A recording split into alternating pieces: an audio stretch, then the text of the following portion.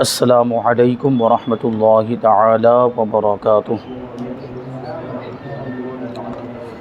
نحمدہ ونصلی ونسلم علی رسولہ الکریم،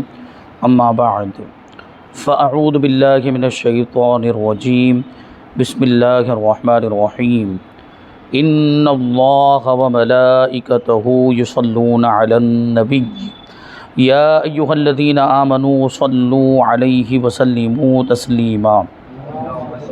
اللہم صلی علی سیدنا و مولانا محمد معدن الجود والکرم وآلہ الکرام وابنہ الکریم وبارک وسلم، صلاۃ و سلام علیک یا رسول اللہ صلی اللہ تعالی علیہ وسلم۔ میت کو قبر میں دفن کرنے کا طریقہ بیان کیا جا رہا ہے، اور اس میں مٹی دیتے وقت کیا پڑھنا چاہیے۔ پہلی مرتبہ جب مٹھی بھر کے مٹی ڈالیں تو اس وقت یہ پڑھنا چاہیے منہا خلقناکم، دوسری مرتبہ میں وفیہا نعیدکم، اور تیسری مرتبہ میں ومنہا نخرجکم تارۃ اخری پڑھنا چاہیے۔ ایک تو دعا یہ ہے، دوسری ایک دعا بھی بتائی گئی، وہ یہ ہے کہ پہلی مرتبہ مٹی ڈالتے وقت یہ پڑھیں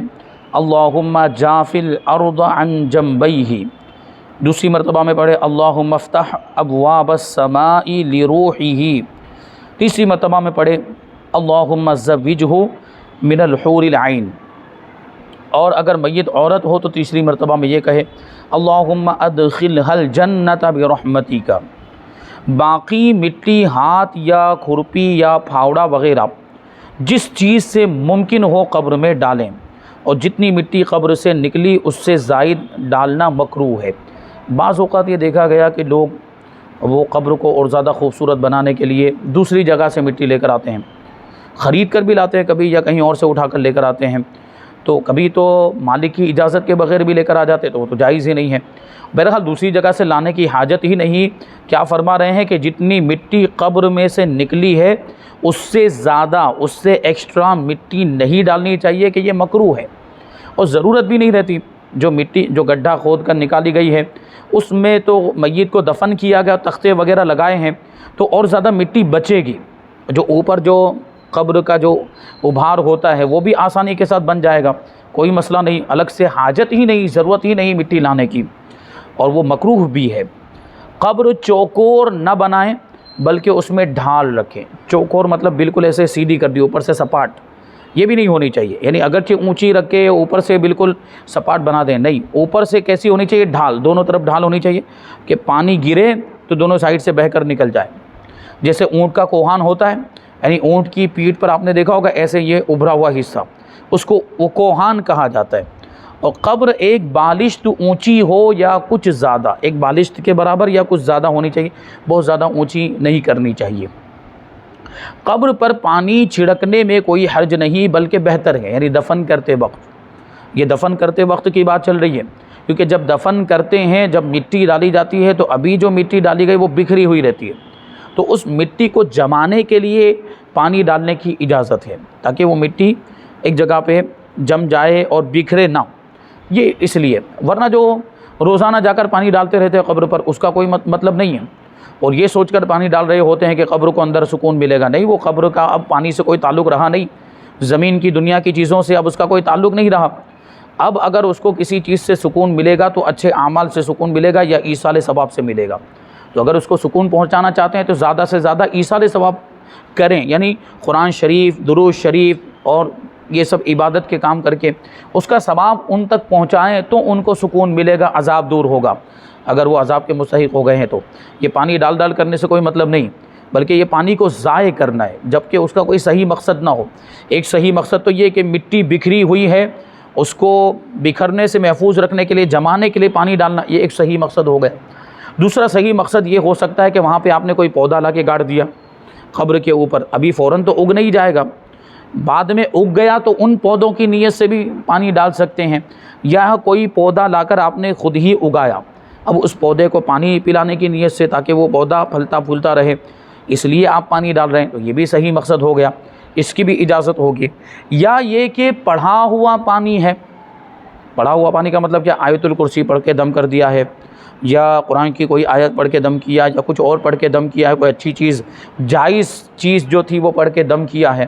اب وہ پانی لا کر قبر پر ڈالا جائے تو اس کی برکت ہو سکتا ہے قبر کو ملے، کیونکہ یہ پانی اب عام پانی نہیں ہے، یہ پڑھا ہوا پانی ہے، اس پر دم کیا ہے تو یہ پانی برکت والا ہو گیا ہے، تو اس سے قبر والے کو فائدہ ہو سکتا ہے، تو یہ پانی ڈالنے کی اجازت ہوگی۔ لیکن اس بات کا خیال رکھیں کہ وہ قبر کے اوپر والے حصے پر ہی رہے، جو ابھرا ہوا حصہ ہے نا وہ پانی اسی کے اوپر رہنا چاہیے، بہہ کر سائیڈ میں جو گزرنے کی جگہ ہوتی وہاں پر وہ پانی نہیں پہنچنا چاہیے، ورنہ کیا ہوگا، لوگ وہاں سے چلتے ہیں تو پاؤں پڑیں گے، اس پانی کی بے ادبی ہوگی۔ جو پڑا ہوا پانی ہے، پڑا ہوا پانی جو ہوتا ہے وہ ادب والا ہوتا ہے، یعنی برکت والا، اس کا ادب کرنا ضروری ہے، تو اس طرح سے وہ پانی ڈالنے کی اجازت ہوگی۔ پھر ایک بات کا اور خیال رکھنا چاہیے کہ جہاں قبرستان الگ ہیں وہاں پانی کا انتظام اگر کیا جاتا ہے تو وہ قبرستان کے لیے ہی ہوتا ہے، قبرستان کی نیت ہی سے وہ نل وغیرہ لگایا گیا ہوتا ہے۔ لیکن جہاں قبرستان اور مسجد متصل ہوتی ہے وہاں پر اس بات پر لوگ توجہ نہیں دیتے، وہ مسجد کا پانی لے کر جو ہے وہ قبرستان میں ڈال رہے ہوتے ہیں، جبکہ مسجد کا پانی مسجد میں آنے والے نمازیوں کے لیے ہوتا ہے۔ جیسے وضو خانے کا پانی ہے، حوض کا پانی ہے، یا وہ مسجد میں جو وضو کرنے کے لیے نل لگے ہوئے ہیں تو وہ وضو کرنے والوں کے لیے بنایا گیا ہے، اور وہ وضو کرنے والوں کے لیے اسی مقصد کے لیے ہوتا ہے، تو مسجد میں یہ پانی وقف ہوتا ہے، جس مقصد کے لیے وقف ہوا ہے اسی مقصد میں استعمال ہو سکتا ہے، دوسرے مقصد میں استعمال کرنا جائز نہیں۔ تو اب حوض میں سے بالٹی بھر بھر کر لے جا کے وہاں ڈال رہے ہوتے ہیں، حوض میں سے بھر کے وہاں قبر پہ ڈال رہے ہوتے ہیں، اس کی اجازت نہیں ہے۔ اس کے لیے الگ سے کوئی نل بنا ہوا ہو تو اس میں سے لے کر پانی ڈالنے کی اجازت ہوگی، وہ بھی کب، جب پانی ڈالنے کا کوئی صحیح مقصد ہو، جو میں نے ابھی عرض کیا۔ یہ سوچ کر روزانہ پانی ڈالنے کہ اس کو ٹھنڈک پہنچے گی، یہ غلط ہے۔ صرف پانی ڈالنے سے کوئی ٹھنڈک نہیں پہنچنے والی، بلکہ وہ پانی کو ضائع کرنا ہے، وہاں اوپر پانی ڈالنے کا کوئی مطلب نہیں ہوتا۔ تو یہ بات ذہن میں رکھیں، قبر پر پانی چھڑکنے میں کوئی حرج نہیں ہے، بلکہ بہتر ہے۔ یہ کب ہے؟ یہ دفن کرتے وقت، اس وقت کی یہ بات چل رہی ہے۔ پھر آگے کہتے ہیں مستحب یہ ہے کہ دفن کرنے کے بعد قبر پر سورہ بقرہ اول و آخر پڑھیں، یعنی سرہانے الف لام میم سے مفلحون تک پڑھیں، اور پائیتی پر آمن الرسول سے ختم سورت تک، یعنی وہ آخری دو آیتیں ہیں سورہ بقرہ کی، آمن الرسول بما انزل الیہ من ربہ والمؤمنون، یہ سورہ بقرہ کی آخری دو آیتیں،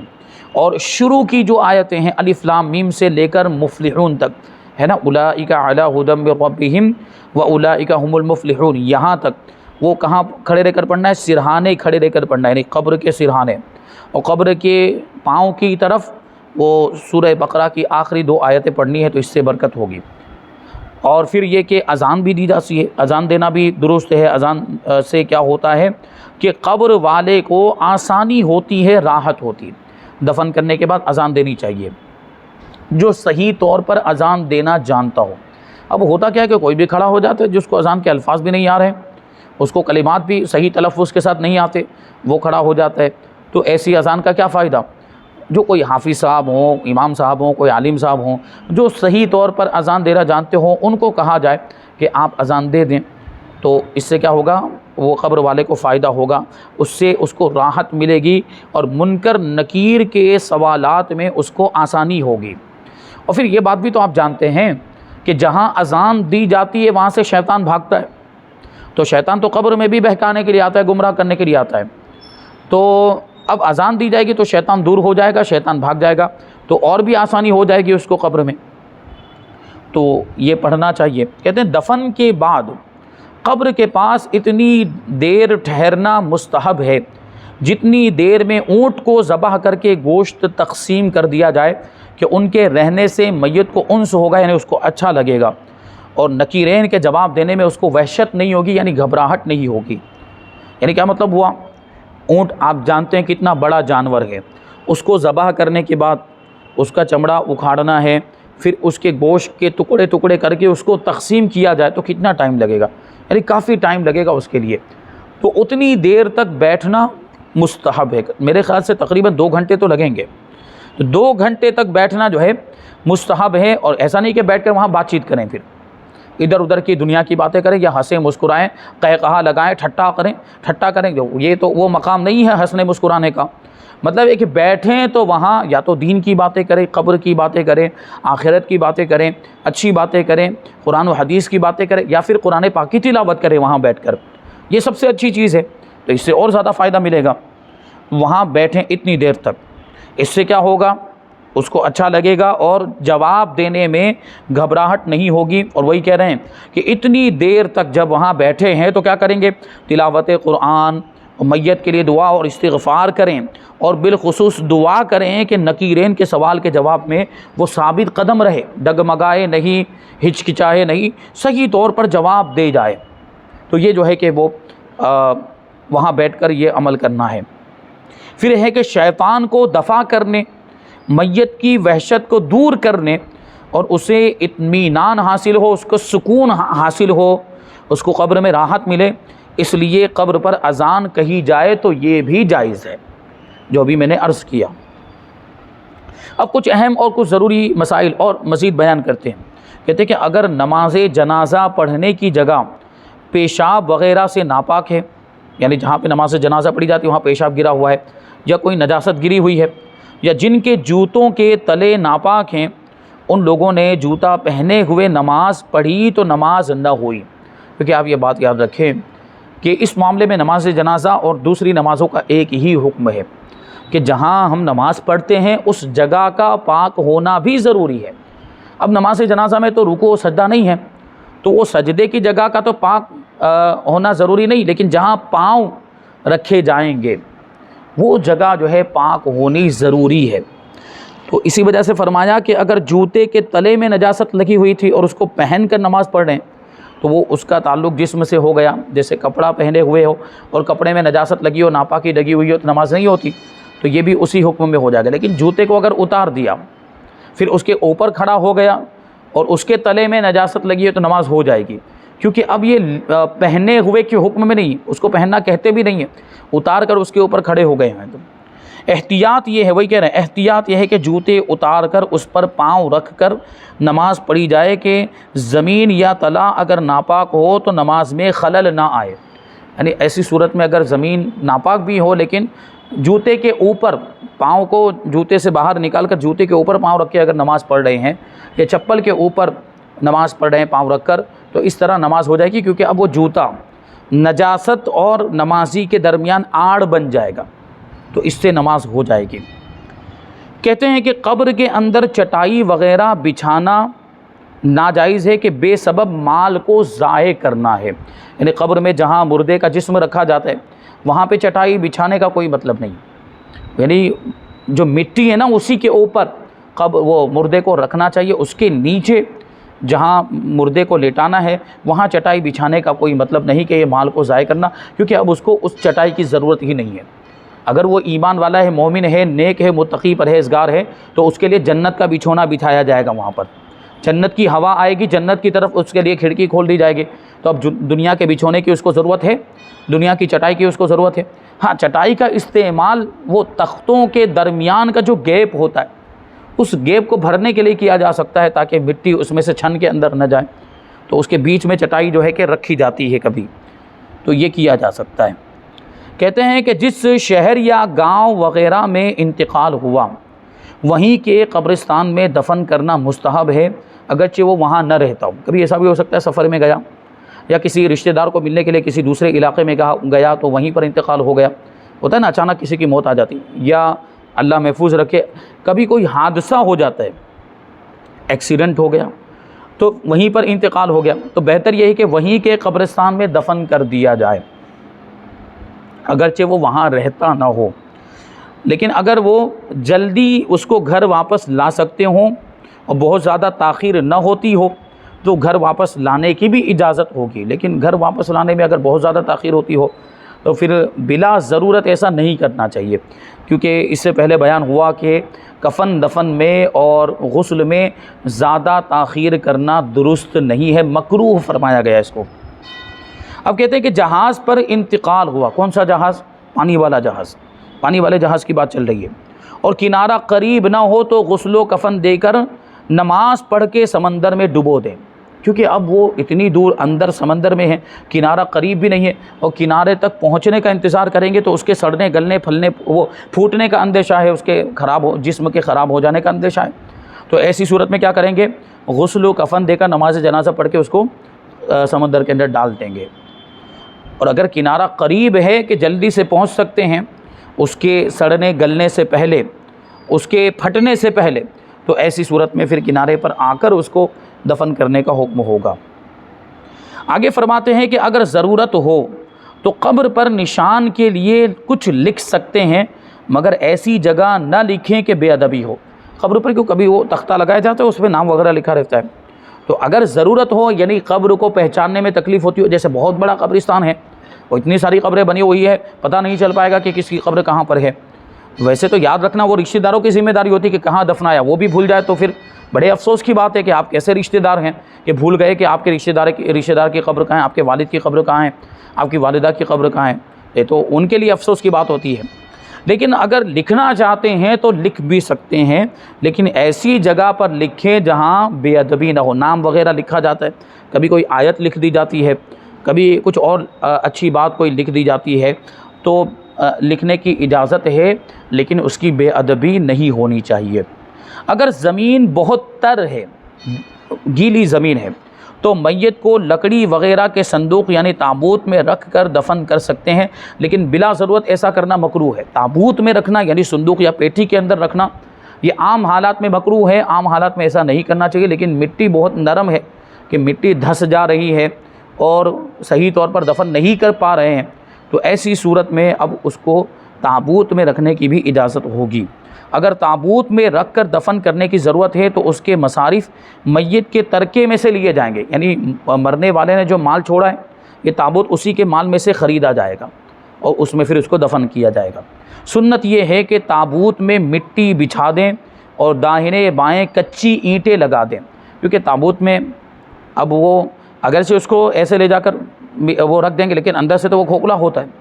تو بہتر یہ ہے، سنت طریقہ یہ ہے کہ اگر تابوت میں کسی ضرورت کی وجہ سے رکھ کر دفن کر رہے ہوں تو تابوت کے نیچے بھی مٹی بچھا دیں اور دائیں بائیں جو جگہ ہوتی وہاں پہ کچی اینٹیں مٹی سے بنا کر اس کو لگا دیں وہاں پر، تاکہ اس کے چاروں طرف جو ہے مٹی ہو جائے، نیچے بھی مٹی ہو جائے، تو اینٹیں لگا دیں اور اوپر کہگل یعنی پلسٹر کرنے کی مٹی وہ لگا دیں، یعنی اوپر والے کہ وہ مٹی جو چکنی ہوتی ہے تو وہ مٹی لے کر اس میں پانی ملا کر جو تابوت کا اوپر والا حصہ ہے جو ایسے بند کریں گے اوپر سے دروازہ نما جو ہوتا ہے اس میں بھی وہ مٹی اوپر سے ایسے چپکا دیں، جو پلسٹر کی جرا جو چپک جاتی جو چکنی مٹی ہوتی ہے اس کو چپکا دیا جائے۔ غرض یہ کہ اندر کا حصہ لحد کے مثل ہو جائے، یعنی چاروں طرف مٹی ہو جائے اس کے۔ لوہے کا تابوت مکروہ ہے، یعنی لوہے کا تابوت استعمال نہ کیا جائے۔ قبر کی زمین نم ہو تو دھول بچھا دینا سنت ہے، دھول لا کر ڈالیں گے تو اس کی نرمی اس کا گیلا پن کم ہو جائے گا دھول کی وجہ سے۔ قبر کا جو حصہ میت کے جسم سے قریب ہے اس میں پکی اینٹ لگانا مکروہ ہے، اس لیے کہ اینٹ آگ سے پکتی ہے اور ہر آگ والی چیز کو قبر سے دور رکھنے کا حکم ہے۔ جو اگربتی لے جا کر وہ نہیں جلا کر سیدھا وہ قبر کے اوپر گاڑ دیتے ہیں اس کو، یہ بھی درست نہیں، ہر آگ والی چیز کو دور رکھنا ہے۔ اگربتی جلانا ہے اس مقصد سے کہ آنے والے لوگوں کو خوشبو پہنچے تو جلا کر اس کو دور رکھا جائے، قبر سے دور کسی جگہ پر اس کو نصب کیا جائے، گاڑا جائے۔ قبر کے اوپر گاڑنا مکروہ ہے کہ ہر آگ والی چیز کو قبر سے دور رکھنے کا حکم دیا گیا ہے۔ ہو گیا کہتے ہیں شجرہ یا عہد نامہ قبر میں رکھنا جائز ہے، وہ جو پیر صاحب کا مرید تھا تو ان کا شجرہ ہوگا اس کو قبر میں رکھا جا سکتا ہے۔ اسی طرح عہد نامہ جو ہم لوگ پڑھتے ہیں وہ بھی قبر میں رکھنے کی اجازت ہے، اور بہتر یہ ہے کہ میت کے منہ کے سامنے قبلے کی جانب طاق بنا کر اس میں رکھیں۔ کیا مطلب ہوا کہ ایسے میت کو رکھتے ہیں قبر کے اندر، اس کا چہرہ قبلے کی طرف کر دیتے ہیں، تو اس طرف جو قبلے والی جو قبر کی دیوار ہے ادھر ایک گڈھا کھود دیں، طاق بنا لیں اور اسی میں عہد نامہ بھی رکھ دیں اور اسی میں شجرہ بھی رکھ دیں، یہ بہتر طریقہ۔ اور اسی طریقے سے کبھی کیا ہوتا ہے کہ وہ کچھ مقدس اوراق ہوتے ہیں جو ضعیف ہو جاتے ہیں، بوسیدہ ہو جاتے ہیں، قرآن شریف جو پھٹنے لگتا ہے، پرانا ہو جاتا ہے، یا کوئی اور جو ہے ادب والی چیز ہے، تو اس کو بھی اگر قبر میں رکھنا چاہتے ہیں تو اس کے رکھنے کا بھی طریقہ یہی ہے کہ قبر میں جو قبلے کی طرف والا جو حصہ ہے، قبلے کی طرف والی جو دیوار ہے اس میں طاق بنایا جائے اور اس میں رکھ دیا جائے، اور ادھر سے وہ کچی اینٹیں وغیرہ رکھ کے اس کو بند کر دیا جائے، تو یہ طریقہ اختیار کریں۔ قبر پر پھول ڈالنا بہتر ہے کہ جب تک وہ پھول تر رہیں گے تسبیح کریں گے، اللہ کی پاکی بیان کریں گے، اور اس سے میت کا دل بہلے گا، اس کو سکون ملے گا، راحت ملے گی۔ یوں ہی جنازے پر پھولوں کی چادر ڈالنے میں بھی کوئی حرج نہیں ہے کہ اس کا بھی فائدہ ہے، وہ پھول بھی تو تسبیح بیان کر رہے ہیں جب تک تر ہیں تو۔ اور قبر پر سے تر گھاس نہیں نوچنا چاہیے کہ اس کی تسبیح سے رحمت اترتی ہے اور میت کو انس ہوتا ہے، اور نوچنے میں میت کا حق ضائع کرنا ہے۔ کچھ لوگوں کو اس طرح کی کیا بتایا جائے کہ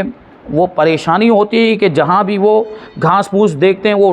اکھاڑنا شروع کر دیتے ہیں۔ کچھ لوگوں تو قبرستان میں پتہ نہیں، وہ ہمیشہ قبرستان ہی میں رہتے ہیں اور ہمیشہ وہ کاٹتے رہتے ہیں، جھاڑ وغیرہ پودے کاٹتے رہتے ہیں۔ تو اگر جو گزرنے کی جگہ وہاں سے پودے وغیرہ کاٹ رہے ہیں تو کوئی مسئلہ نہیں ہے، لیکن قبر کے اوپر جو گھاس اگی ہوئی ہے یا پودے اگے ہوئے ہیں،